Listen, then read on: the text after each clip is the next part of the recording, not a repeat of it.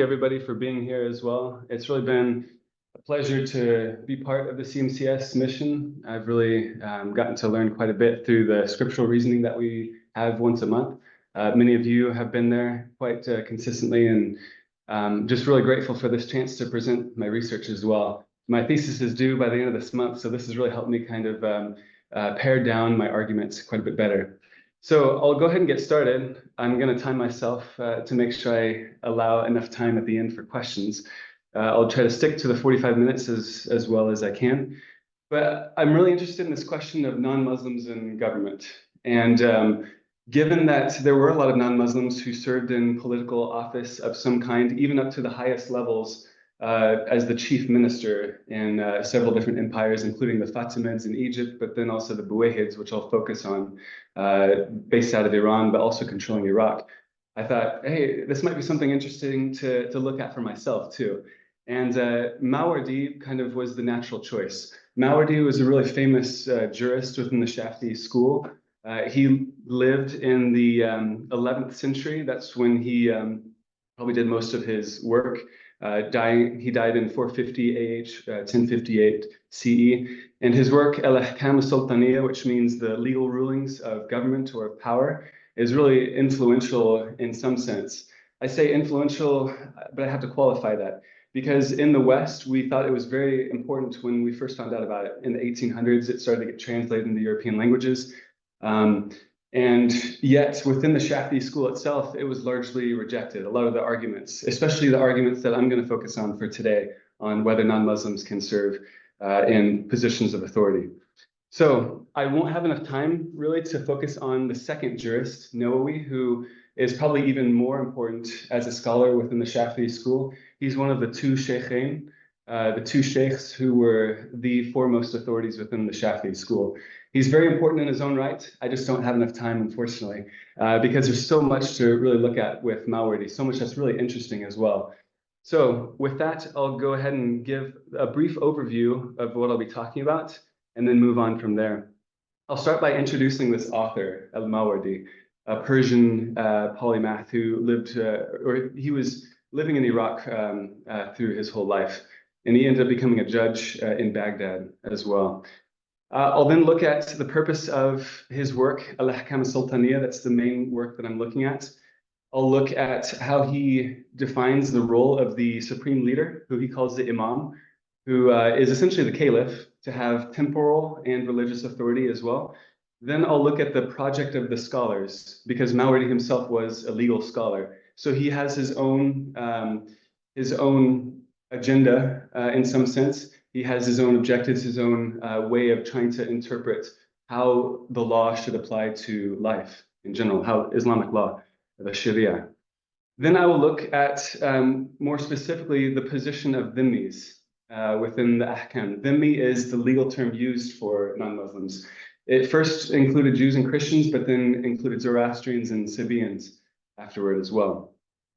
After that, I will try to compare Mawardi's work, Al-Ahkam, with another work that he wrote on ministry. This is because the main area in the Ahkam where he talks about the non-Muslims being able to be in authority is in his chapter on the ministry, the chief ministry, the wizara, or the vizirate, which is the term I'll use.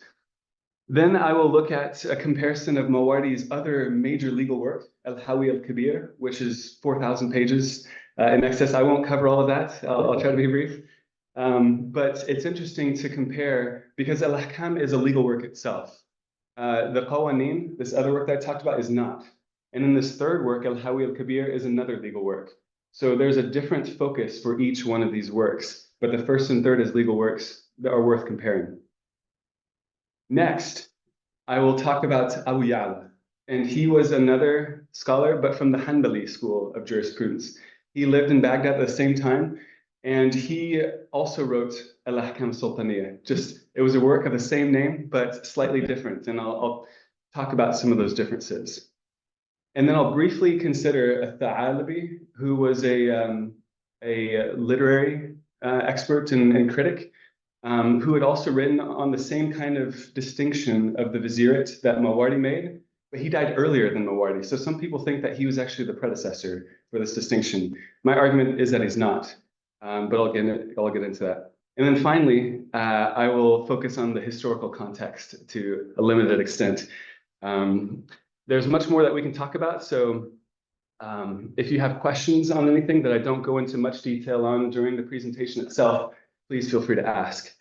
This historical context is important because there was a Sunni revival, as Maqdisi and others have written about, where even though the territory of Iraq where al-Mawardi, the scholar, lived was under Buwayhid control, which was a Shiite Persian empire, there were attempts by the caliph, the Abbasid Sunni caliph, who was based in Baghdad, to try to reassert his influence, his power. Because once the Buyids had come into Baghdad, they essentially took away all temporal authority of the caliph, so that the caliph really only had temporal authority over his own palace. He still had a lot of religious authority, which is very, very important, but he lost all fiscal and administrative authority as a result.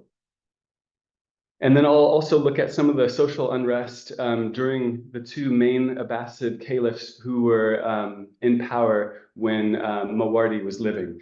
And then also look at a lot of the social unrest that was happening in Baghdad as the Buwayhids were collapsing at the end of their rule. So with that, I'll go ahead and get started. So who was Mawardi? Like I said, he was a legal scholar. He was a jurist who lived from 364 to 450 AH. That's 974 to 1058. So by the time he died, he was 86. And he was a very prolific author as well, very well respected within his school of jurisprudence. Professor Melchert has written that in one of the foremost works by Nawawi, Mawardi is mentioned as the fourth most leading number of citations within the Shāfiʿī school. So he's a very, very important figure. He didn't really have a lot of disciples while he was a jurist in Baghdad. He didn't have a high position either, in the sense of being a chief qadi or even a chief judge over his own school. That was Tabari instead. But his writings were kind of what made him really important, and the fact that he was often an envoy, an ambassador of sorts for the caliph to the Buwayhid empire, and negotiating on the caliph's behalf. So with that, that's a little bit of an introduction. I'm going to now get into his Ahkam Sultaniyya, his ordinances of power. And actually, before I do, I'll just say, I'll make a little plug for this book by Luke Yarbrough. So he's a professor at UCLA. This is the best book to have an introduction on this particular question of non-Muslims in government or in positions of authority.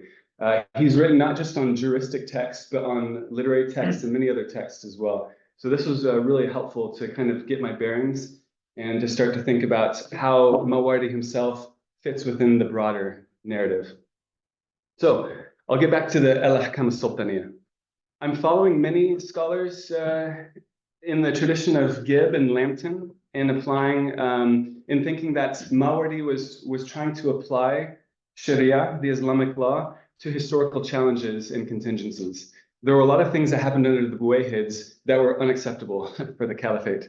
And so my perspective is in agreement with that. And I'll actually argue that with the distinction of the vizier that Mawardi makes that allows for non-Muslims to be in positions of authority, I think it's actually based on a historical event of a Christian vizier who had served as the chief minister for Adl al-Dawla, who was the most important, the most powerful of the Buwayhid emirs. But I also agree with Donald Little, his article in 1974, that really the solution probably for Mawardi was to be aimed at recording and analyzing many different ordinances which are applied to this institution of the imamate. It's not giving the definitive set of rules, but possible solutions for this challenge of how does the law relate to government. And this is because Mawardi's book actually presents arguments from three of the four main Sunni schools of jurisprudence: the Hanafis, the Shafi'is, and the Malikis, whereas Abu Ya'la gives the Hanbali approach.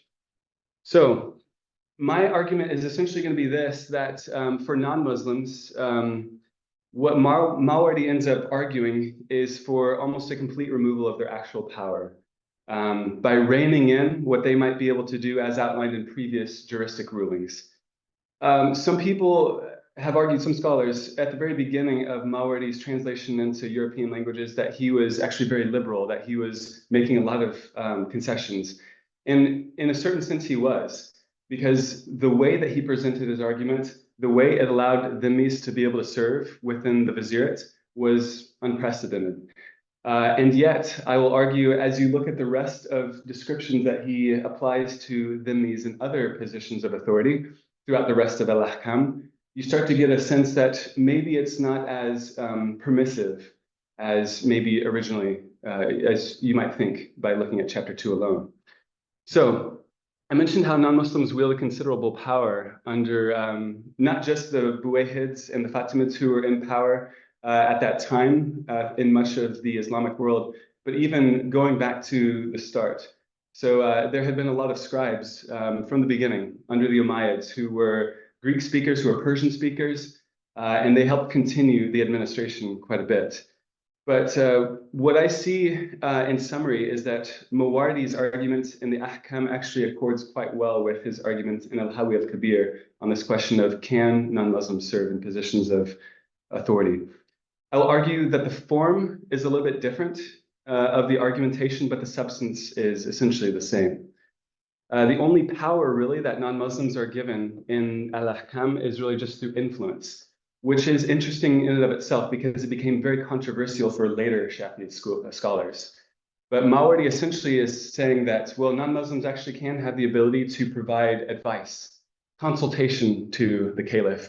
And that is very controversial then. Juwayni said, absolutely not, as a scholar who came about, who was a contemporary, but living east of Mawardi. So what is this rule of the supreme leader then? As I said, the imam, which is the supreme leader, is taken to be synonymous with the caliph. And that is because the caliph is, like the imam, supposed to have temporal and religious authority. So authority in all domains, in other words. The interesting thing is Mawardi uses a particular term called khilafat an-nubuwah. So the caliphate, or the vicariate of prophecy, or successor of the prophet, in other words. This is very interesting because Shāfiʿī himself said, no, only 5 caliphs had the ability to be considered under this particular khilafah. It was the first 4, the Rashidun, right after Muhammad, and then also Umar II, who was seen as a pious, maybe the most pious of the Umayyads. But it's because there's a hadith that says only 30 years will this particular type of the caliphate exist. And then after that comes mulk, which is worldly kingship. So we see these kings like the Buwayhids being this kind of example. So it's really interesting to see Mawardi using this particular term. I haven't really fully uncovered why exactly he uses this term, but maybe it is to set the caliphate against the kings who should not have maybe temporal power like they do. But that's just speculation at this point. I have to look into it more.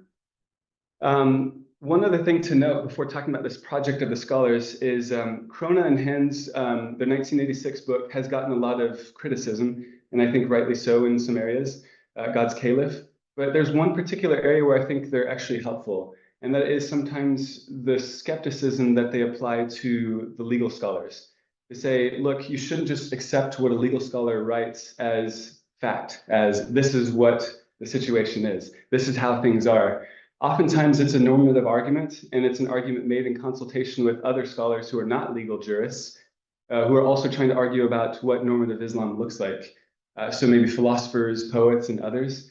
But even within the legal debates, there is quite a bit of difference in opinion. Ikhtilaf is the term.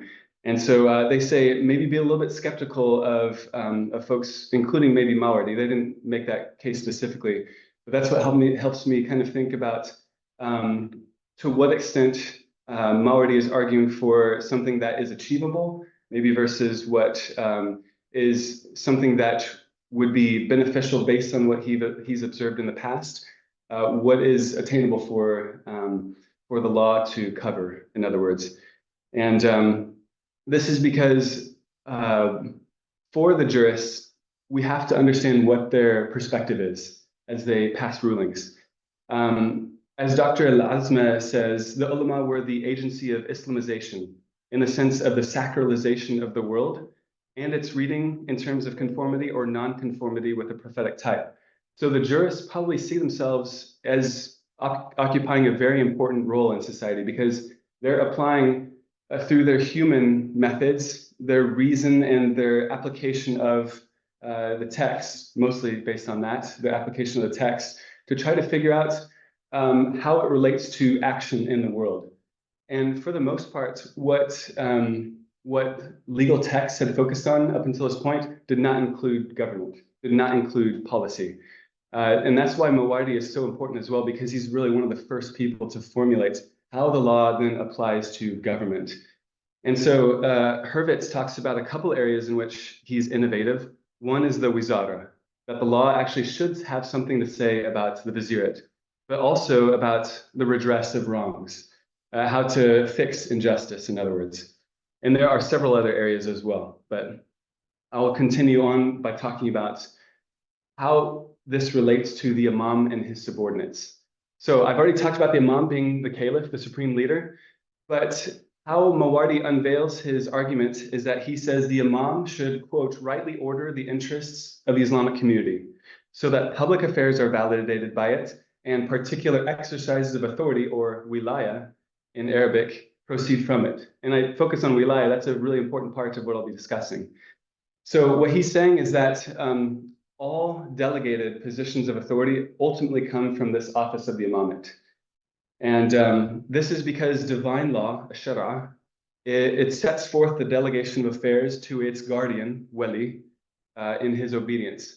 So this is essentially saying, well, the caliph, the imam, has responsibility to guard, to protect the divine law, so it's not led astray by heretics or by non-believers. So what then is the scriptural justification for the imam? Mawardi doesn't really say it should be based on reason or revelation necessarily, although he does end up using revelation for the most part. He says that the necessity of the imamate, the caliphate, is established by ijma', by consensus, which is very important in the law. But he also uses the Quran, chapter 4, verse 59, that says, obey God, the messenger, and those in authority among you, uli al-amr. And so uli, or ulu, it comes from that same root of wilaya, meaning authority. So we're starting to get a trend. A lot of this refers to wilaya. How does wilaya relate to positions of government? Well, if you are not able to exercise wilaya, like dhimmis, as we'll see, then you have to be in a very narrowly circumscribed role as a result. But Mawardi is arguing this as a jurist because he does have the interest of preserving the law, preserving right belief, and making sure that the caliph also does that as well. So, of course, there's a risk that an imam, that a caliph could be too powerful because maybe there's no check. He could become autocratic as a result. So that's why there's a really good article by Paul Heck that talks about other works that Mawardi has written that talk about the adab, the human formation, the habits that should affect the way that the caliph is formed over many years of reading and reflection. And so that is what restrains the caliph from doing evil. But Mawardi doesn't stop there. Mawardi also then talks about the importance of the ulama as well, the religious scholars. The religious scholars have to have a mutual relationship with the caliph. And he gives some examples in some of his other works, Siyasat al-Mulk, to talk about how the caliph won't understand everything, about how to apply the law to all aspects of human life. So that's where the religious scholars come into play. They can help with that because they have studied it to a much greater extent. So with that, it's important to outline what the imam is, what this caliph is, and then also to talk about how every subsidiary role is ultimately delegated from him. Because then we'll look at how dhimmis, how non-Muslims fit within that hierarchy. As the imam or the caliph has to imitate God, so also do all of the subordinates have to essentially perform the same functions as the imam so that they can show a good example to all of the society, the rest of the society, how to imitate God as well in Mawardi's thought. So what about non-Muslims, given the fact that there were a lot of non-Muslims in government? Well, the bottom line is that he makes his argument most clear in his second chapter on the vizierate. Mawardi says that dhimmis may not serve as the delegated minister, but they may serve as the executive minister. And that distinction, that duality, comes into play throughout the rest of his work. When we look at some jobs that could potentially be given to non-Muslims, and it always relates to what the delegated versus executive distinction means. So what is that distinction? Well, the delegated roles, as I mentioned, are all of those positions of authority and power that have been given from the caliph on down. And so you might have a general jurisdiction if you're a governor, or you might have a more limited jurisdiction if you're a much lower level official. And so he uses different terms to apply that, but always in relation to Muslims being able to serve in those positions of power or authority. With the executive minister, on the other hand, this is where things get a little bit interesting for the sake of understanding non-Muslims' ability to work in government. So for non-Muslims, Mawardi says that they can not only serve as the executive minister, which I'll get into in just a moment, but also as a type of agent to collect alms, sadaqat. But again, not in any delegated role. They can also serve in some other roles, potentially, like collecting the kharaj, which is a land tax, or some other taxes as well. And there's a possibility, if you look at his description of the scribe of the chancery, that maybe he could serve, the non-Muslim could serve in that position as well, because Islam is not listed as a requirement. But when you then look at not only the requirements or the duties of that scribe and how much authority they confer to the person, but then also how Mawardi continues to explain what wilaya means, this exercise of authority, you see pretty quickly that non-Muslims are not able to serve in that position either, because again, everything comes back to that executive delegated division. So let's take a look at that division a little bit further. Delegated roles, as I've said, confer wilaya, but executive have no wilaya. Delegated ministers have essentially the same responsibilities as the imam, but they are also tasked with prosecuting war and collecting taxes as well. They may delegate their own people, but again, all the time they have to be Muslims as well. Delegated ministers are allowed to manage affairs using their own judgment, ra'i, which is a legal term, and then also according to their own ijtihad, their own independent reasoning. These two terms are important because non-Muslims are not allowed to use ijtihad, but if they have enough experience, they can use ra'i, their judgment instead. So Mawardi gives some scriptural support for the role of ministry, the role of the wazir, from Quran chapter 20, verses 29 through 32, where Aaron is actually called the wazir of Moses. So Aaron was able to help Moses with a lot of responsibilities as a result. Interestingly, though, the description of the executive ministry has no scriptural or any other kind of discussion or support. So it's just more kind of maybe an exercise in reasoning to some extent, but I'll actually show that it's not just pure reasoning, but it's based on some legal precedents by Shāfiʿī and in Mawardi's other works as well. But importantly, the first trait of non-Muslims being able to serve in government is fidelity or loyalty, amana. Compared to for caliphs and their delegated officials, it is justice or probity, adala, which is, of course, a requirement if you're going to lead people. But fidelity kind of shows that maybe there is not going to be that conferral of wilaya.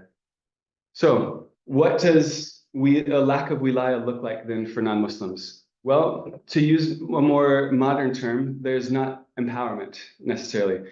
The non-Muslim is described as an intermediary, a wasat, between the imam and his subjects and the governors. And this is where it gets important. He has no, quote, right by himself to exercise authority. لَيْسَ لَهُ أَنْ يَنْفَرِدُ بِوِلَايَةٍ, because his office lacks investiture. What is his jurisdiction? His responsibilities are twofold. He has to transmit to the caliph information and then transmit from the caliph as well. So there are 4 areas where these dhimmis, as executive ministers, are able to do that. They're able to transmit what the caliph has ordered. they implement on his authority what he said, they execute what he has commanded, and then lastly, report on governor's appointments and military preparations. But then you start to think, well, how does he do this if he's just a messenger, if he's just sending information and receiving information? As a former government employee, if I did this, often I would expect people to give me a little bit of pushback. They'd say, well, actually, we don't have what we need to do what the caliph has ordered or what a higher level officer has said. So can we deviate just a little bit? Do we have some latitude? But in this case, the non-Muslim executive minister cannot make that decision. He always has to go back to the caliph or whoever delegated him or whoever is working as his superior to kind of give him further direction.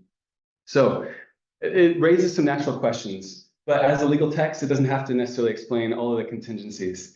That's usually not how legal texts are written.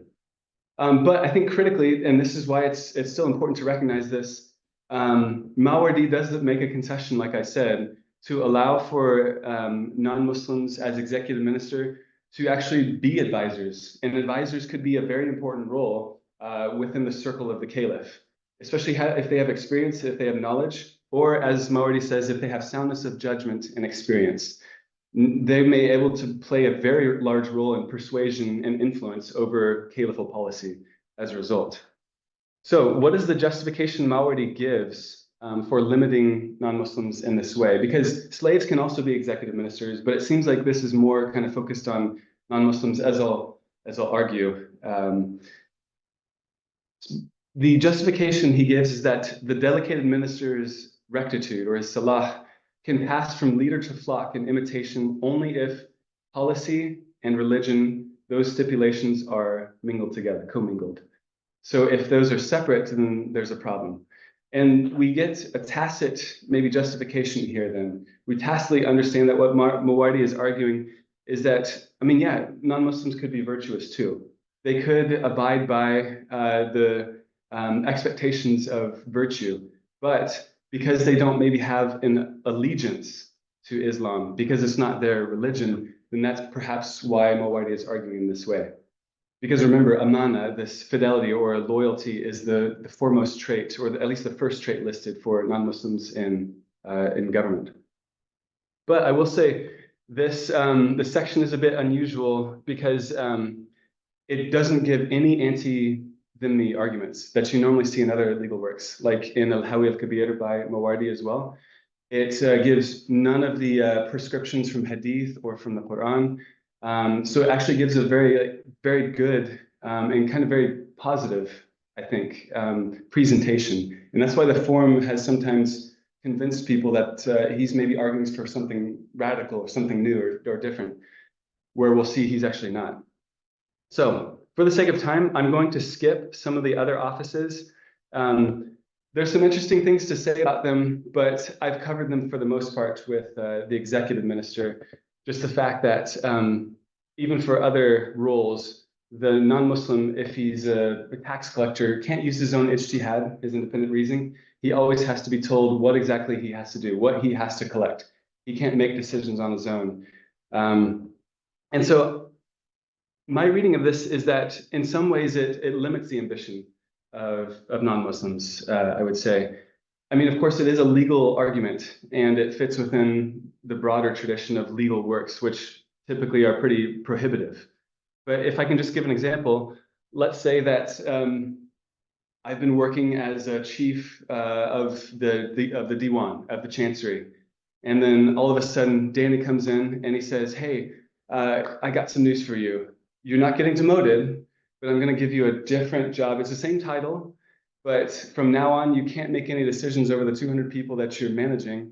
You always have to talk to Shāfiʿī and get his opinion, his advice. He has to tell you what to do before you make any decision." It's not a demotion, though. I would be like, I don't know. It kind of seems like it's a demotion. But, and that's why I think, and this is my perspective, is that in many ways it's kind of limiting. And the question, though, is why still make that argument? Why still allow for non-Muslims to be in this position if it's going to be limiting anyway? Because anybody who's reading this could see pretty quickly that it's actually a big limitation if they don't have wilayah, if they don't have authority. So I try to get into a little bit in my thesis, but we'll move on now. So now that we've kind of gotten the big picture, that I've tried to lay out the arguments, I'll kind of touch the wave tops on some of the other works or scholars who are related to these ideas. So maybe I'm being too presumptuous in how I'm presenting this argument. So let's take a look at Mawardi's other work on the Vizierate, his Qawanin al-Wizara, the rules of the Vizierate. He also talks about delegated versus executive, but it's completely different. I don't think that it has much bearing on the al-Ahkam al-Sultaniyya, and I'll explain a little bit why. The focus of Qawanin al-Wizara is on adab, on the formation, the habits of the minister. So it's not really a legal work, it's more advice literature instead. This is where it's a little bit more interesting. What are the sources used in Qawanin al-Wizara? Yes, you see the Quran, yes, you see the Hadith, but you also see Plato, Aristotle, Indian, and Persian sages as well. So there's quite a bit of different sources that you wouldn't get in a legal treatise. So clearly it's not a legal treatise, and it's not intended to be. But then there are some external ideas as well that I've kind of alluded to with some of these thinkers. But there are some non-scriptural ideas that are foregrounded, like the Sasanian notion that humans belong to 4 ontological strata, or tabaqat, where each of us is born into maybe a different level. And it's all about the harmonization of society that allows us to think about what class are we actually in? And can we actually move out of it? Probably not, but it's for the benefit of society. We need to know what our responsibilities are. But then also, and I think this is important, is that at the very end of his chapter on the difference between the 2 different types of ministry, delegated and executive, Mawardi says, in the Islamic world, there's always just been the delegated minister, or for the most part. He says, and it's based on istislam, on following, on submission, on essentially submitting to the law. Whereas in the Persian lands, it's always been these executive ministers. And so the picture he portrays of the executive minister is actually a very noble, very high, very venerable position, because the focus of him instead of istislam is istimdad, and it's succor. And so this kind of executive minister would be a very important part of the ruler's attempt to rectify any injustice. The executive minister in Persian lands, in theory, would be the one going to different segments of society, asking them, what are the issues that you face? How can the ruler fix those problems? And so there are terms like rahba, like fear and awe, that are given to this position that you just don't see when you see the executive minister described in Al-Ahkam Sultaniyya, in Mawardi's legal work. And then lastly, on Al-Qawanin, dhimmis are nowhere mentioned in the work either. So that's just kind of further evidence that maybe there's not as much connection between those 2 works as perhaps previously thought. So let's take a look then at Mawardi's other legal work, because this will probably be where I spend the rest of the time, unfortunately. So Mawardi's legal work, I argue, is actually very congruent with Shāfiʿī himself, the legal scholar who is the eponymous founder of the Shāfiʿī School of Jurisprudence, of which Mawardi was a member, but also with Mawardi's other legal works, Al-Hawi al-Kabir. There's congruence between Al-Ahkam and these other figures and works. So Shāfiʿī himself, in his Kitab al-Which was his major legal work, he says, no qadi or governor of the Muslims ought to take a dhimmi scribe or to place a dhimmi in a position where he is made superior, yatafaddal, to a Muslim. We ought to strengthen Muslims so that they have no need of those not of their own religion. Of all people, the qadi has the least excuse in this matter. So Yarbrough points out that, yes, there's an implicit justification of hierarchy maintenance. And I think Dr. Yusha Patel's book has been really helpful to look at that in other aspects like ghiyar, the differentiated attire.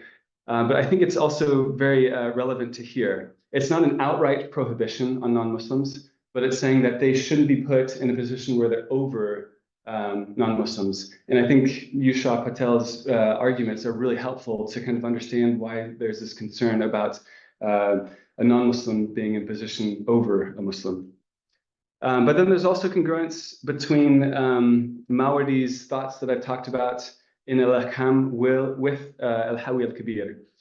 In general, though, he takes a much stronger stance, at least on the surface, against non-Muslims having wilaya in his Al-Hawi al-Kabir, even in managing their own affairs as an arif who would oversee customary law. So I'll just give maybe a couple quick examples. One example is on a section where it talks about appointing the judiciary. The ruling that Mawardi gives in this other major legal work is that a non-Muslim, but here he uses the term kafir, may not judge over Muslims or his co-religionists. Kind of makes sense, especially if you're talking about a qadi, which is an Islamic judge. You wouldn't have a non-Muslim in that position. But he uses the scriptural justification of Surah 9, verses 29, talking about the humility, the humbling of non-Muslims as they pay the poll tax, and that the efficacy of rulings depends on repudiating such humility. So that law must be then used to demarcate between religious communities.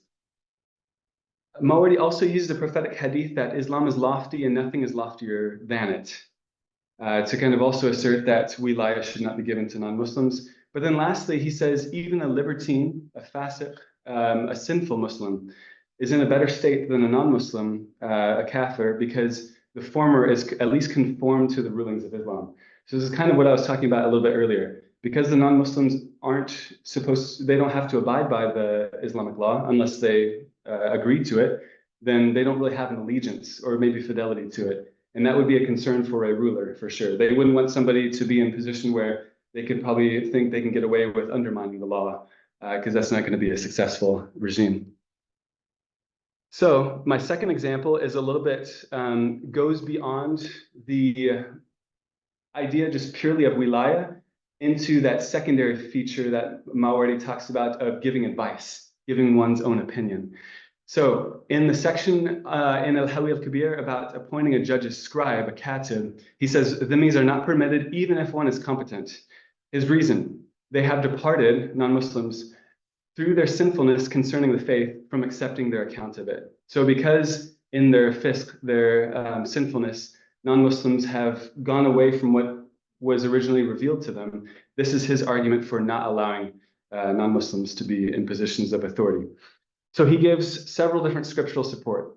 He gives Quran 60 verse 1, do not take my enemies and yours as allies, awliya, from wilaya, extending them friendship.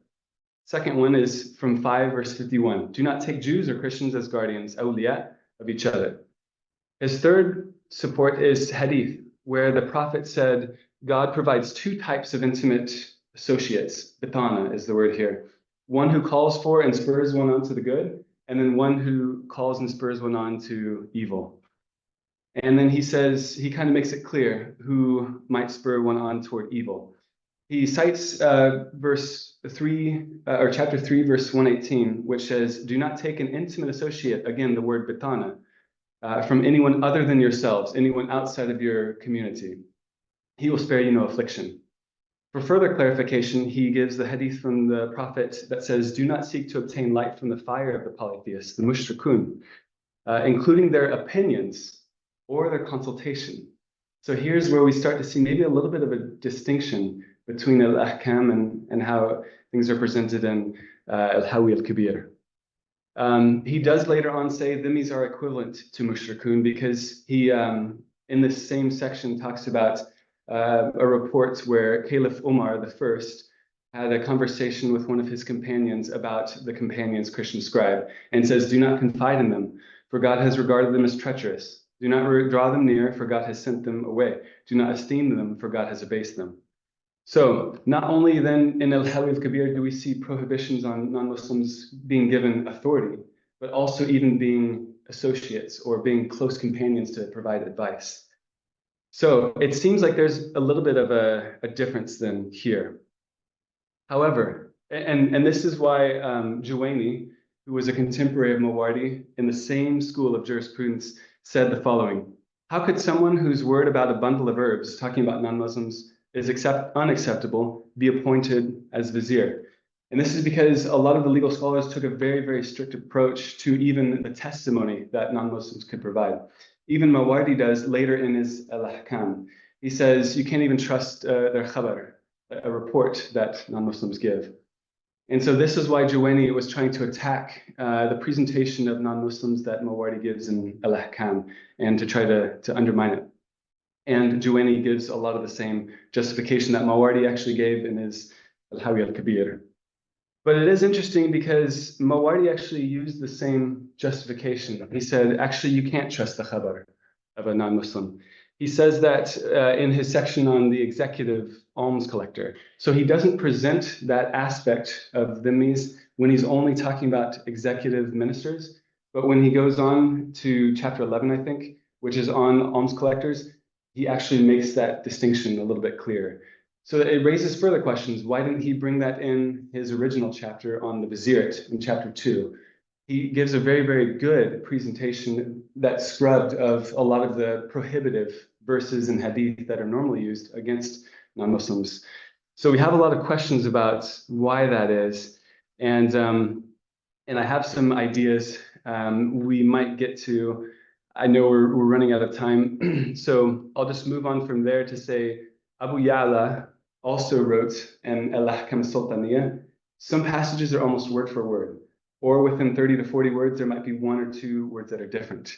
But on his discussion of the executive vizier, very different. Because instead of saying it's permitted, he says, قَدْ قِيلَ.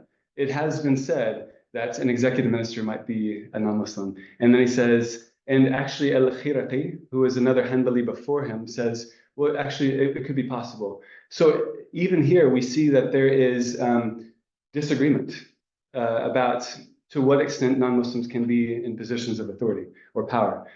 But he ends up saying that, well, Ibn Hanbal said no.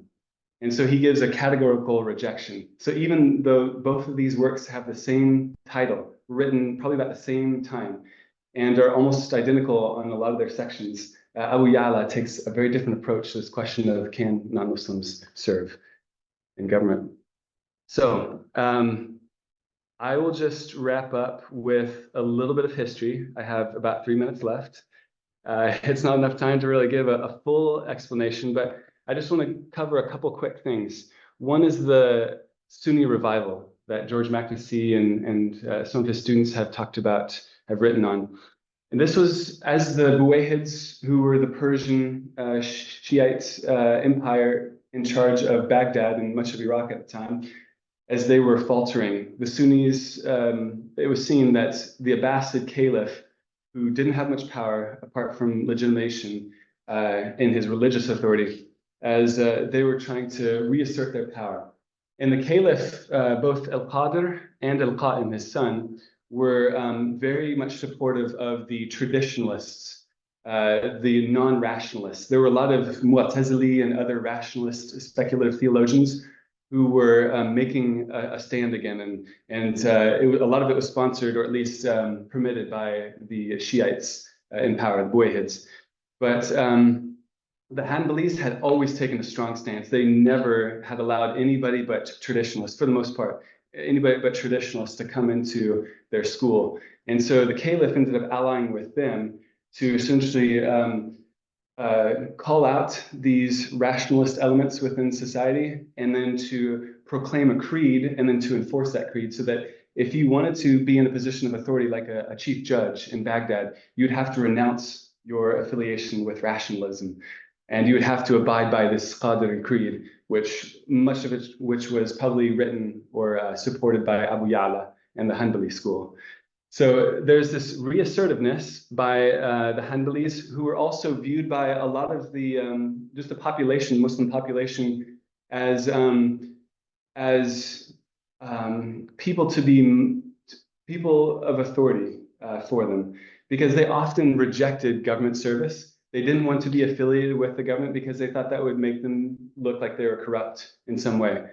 And they were also very active in trying to police behavior. And so they had a lot of followers, the Hanbali school, compared to the other schools as well. But as I am running out of time, I will say there was also a considerable amount of social unrest. that probably led to Mawardi and Abu Ya'la writing the Ahkam in the way that they did. As the caliphate was trying to think about reasserting itself, there was a lot of need to also ensure that this social unrest, mainly taking place in Baghdad, was taken care of. Ibn Khaldun talks about how at the end of Ibn al-Qadir's caliphate, right before his son took power, due to this Sunni revival, al-Qadir had actually revived the laws of Islam, and he had revived the sense of belonging for Sunnis, and he had done so much for the Sunnis. But then into al-Qa'im's caliphate, even though he was also trying to reassert the same creed, the traditionalist creed that his father had, the Turkish soldiers who were in Baghdad were running amok, and they were taking the vizier that each successive emir was trying to put in power, and they were beating him up, they were tearing his clothes, they were making a spectacle of him publicly. That made the lower classes in Baghdad start to take things into their own hands. They started to fulfill policing functions because policing was collapsing. And so they, in several periods, they actually took control of different quarters of Baghdad. There was a lot of riots taking place between Sunnis and Shiites as well. And so there was all of this chaos. And it's my perspective, and this is something that I'll be getting into my thesis, that with this backdrop, there was a need to reassert and kind of focus on not just the religious aspect of the caliph's authority, but as Ma already talked about, as I mentioned at the beginning, the temporal aspect as well. And as the Buwayhids were failing, and as new powers were coming into play, eventually the Seljuks came in 1055, 447 AH, and there might be now an opportunity for all of this social unrest to be quelled. And now there's a legal system that Mawardi has given, and Abu Ya'la, for whoever the rulers are, to realize, okay, here is maybe the proper relation of authority, even though it probably wasn't going to be applied completely or 100%, because we're talking about emirs who wanted to probably preserve a lot of their own power. But at least there were legal rulings now in effect, or at least being asserted, that would give them that potential to take authority as well. So I apologize, I can't really get too much more into the history. We could talk about it if you're interested, but I think that's really an important feature of understanding why Mawardi wrote. But I know I'm out of time, so thank you all so much, and I'm happy to try to answer any questions as well.